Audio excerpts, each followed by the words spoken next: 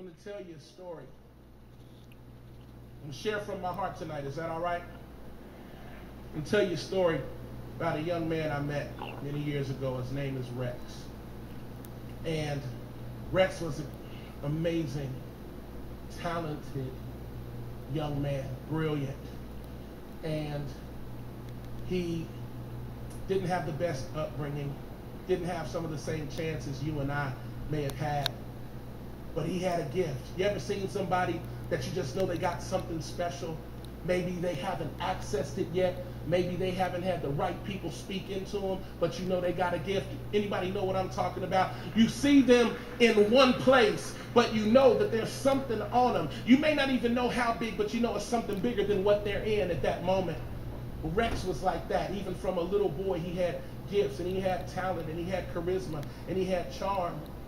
But he didn't have the best upbringing, and some things caught up to him over the years. And he got caught out there with some bad choices, and those choices caught up to him. I remember one night that my mother was mentoring Rex, and when there was trouble in his life, he would come and spend the night at our house, and I loved him. He was like a big brother. I didn't have any siblings, and so having Rex at the house was like having a big brother. And just the fact that he was sleeping in the same house as me made me feel like I could do anything. He never said anything. He didn't do it. He was just there. His presence alone gave me strength. You ever been around people who have just a gift of encouragement? They may not have to say anything deep or be profound. It's just something on them that makes you feel better about you, makes you feel better about your life. He had that gift. But life caught up to him.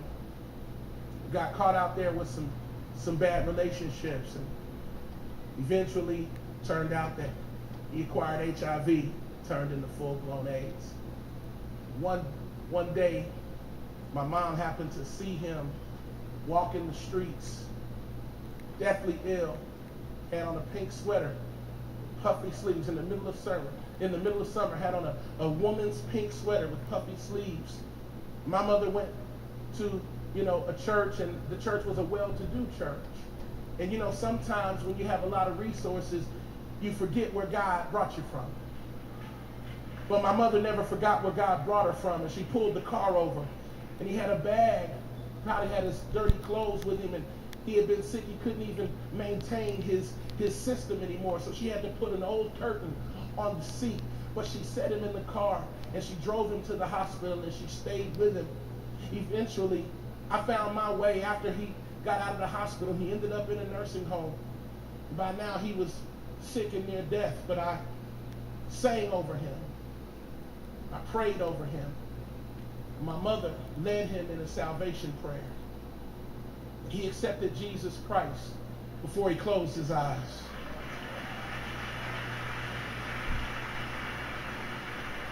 The story may not mean as much to you as it does to me, but there are certain people that would look at this man who's ravaged by AIDS, who has on a pink female sweater, walking down the street in the middle of summer, and say, unworthy.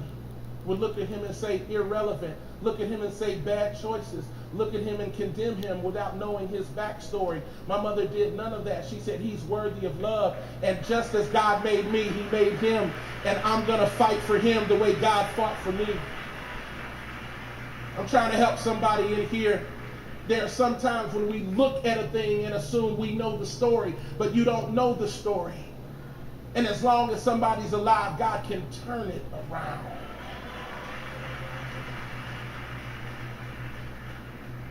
There are people that would say, boy, he made bad decisions. He was in relationships that didn't honor God. Guess what?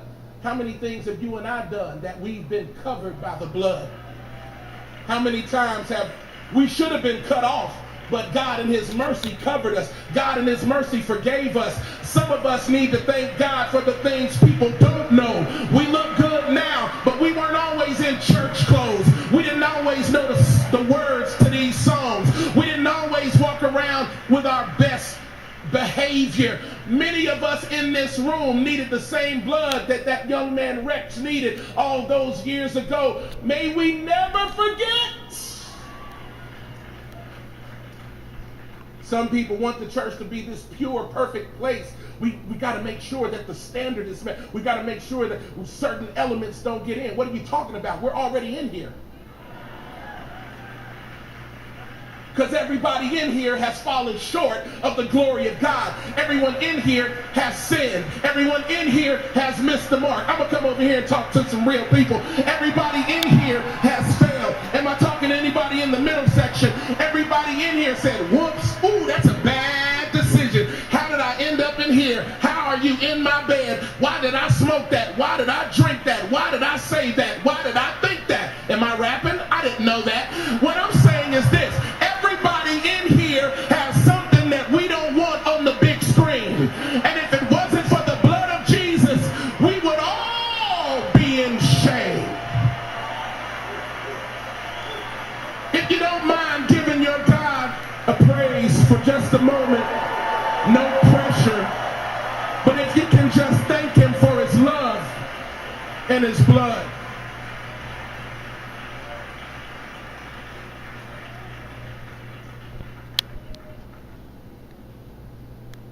He died of AIDS, but he lives with Christ. He matters to me because that young man was my cousin, was my mama's nephew. And I don't care what he did, he's still my blood. And as long as he's breathing, he had a chance to turn it around. Sometimes people want you to turn around on their terms. Well, you need to change right now. But you ain't changed because you're still in pride. You're still in denial that you don't have anything wrong with you. But you want me to change. Isn't that funny? I'm talking about the man in the mirror. While you busy trying to condemn me, check your makeup.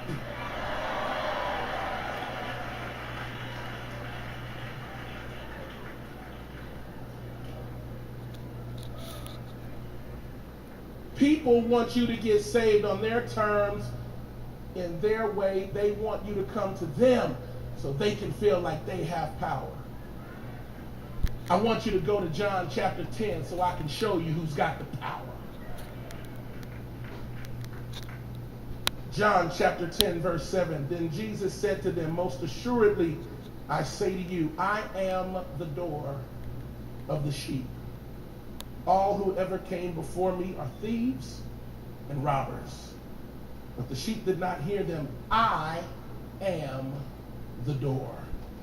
If anyone enters by me, he will be saved and will go in and out and find pasture. This is the verse you know. The thief does not come except to steal and to kill and to destroy. I have come that they may have life and they may have it more abundant.